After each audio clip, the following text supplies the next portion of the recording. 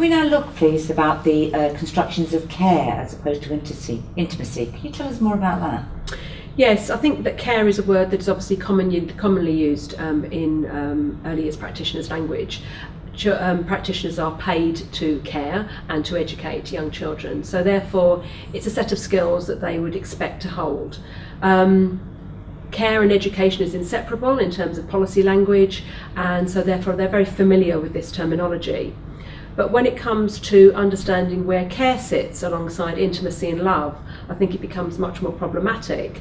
And this is something, again, we wanted to try to understand in the project, is what is the difference, or is there a difference between care and love? And where does that sit within this construct of care and understanding about love?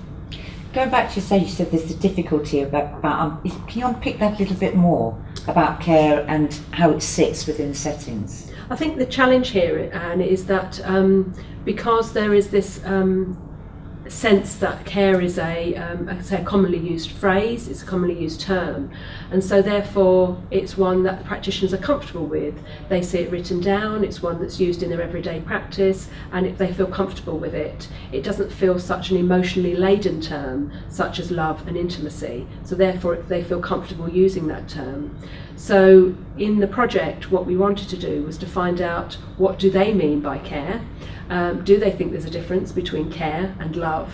And if so, what is it? And this has been some of the challenge for them, to be able to reflect on and think about this, not only the terminology, but what emotions are invoked when they start to think about these phrases. And so do you think some of them are definitely, if you like, marking a line between the words love and care? So instead of saying, I love you, they would say, I care for you.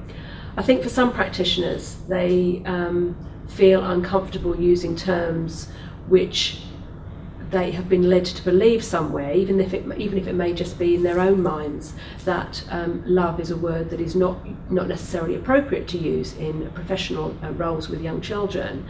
That even if they feel comfortable with the word, they may use care instead, or deep caring is a term that I've come across before, or I very deeply care about a child.